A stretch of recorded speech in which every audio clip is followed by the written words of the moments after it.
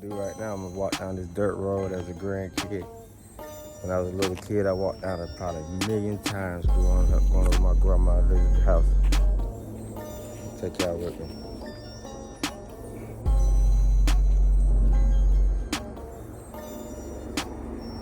Okay, yeah, walking down here, especially at night. Even the cats were coming down here.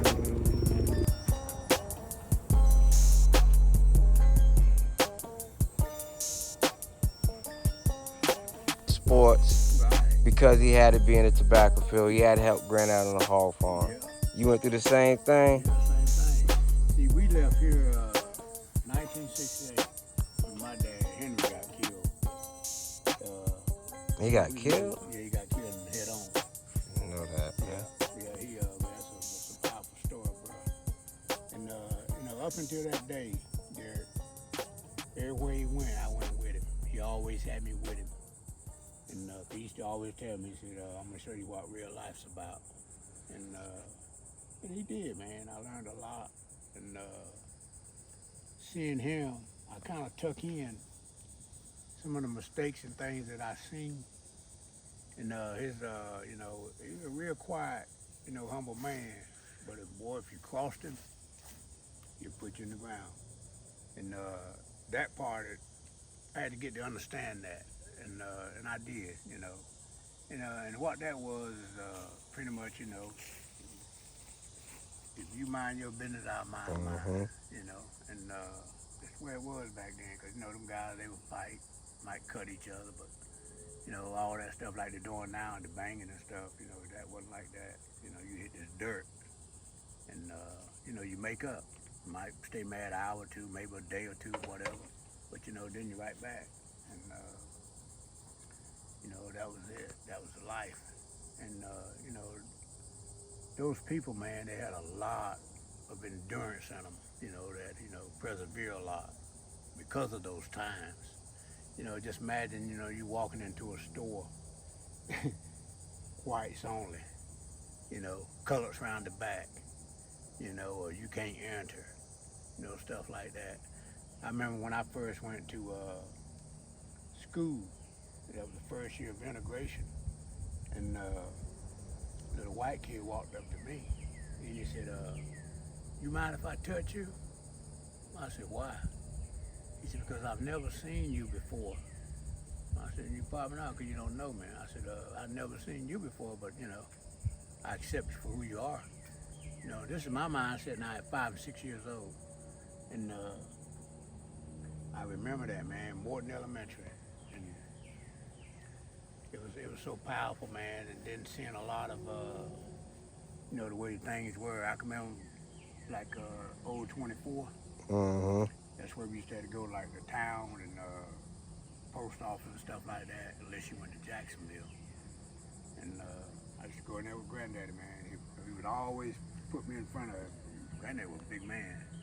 And I don't know, did you ever know Granddaddy? Nope. And, bro, he was a big man, but he was humble, quiet.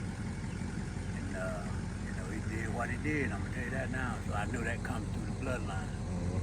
But the men, they were quiet, spoken mean, but they were about, being real now, I'll tell you that. Yeah. And that's what they put in you, man. They taught you how to, take care of yourself and respect and all that was the first thing. Then this house here, you had to love and know God first. That's the truth. Yeah. I remember those days. Yeah. You didn't come to that table not knowing how to say grace or a Bible verse or something. Yeah, I was talking about that in church. We had to get up every week, learning Bible verses. Yeah. Definitely brought you out your shell. Training them up, training them way. That kind of stuff, man, it'll stay with you. Resonate something in you. And with that, you can't do nothing but grow. And it teaches you, like I said, the preservation of that is the patience and all that, That stuff will bring understanding.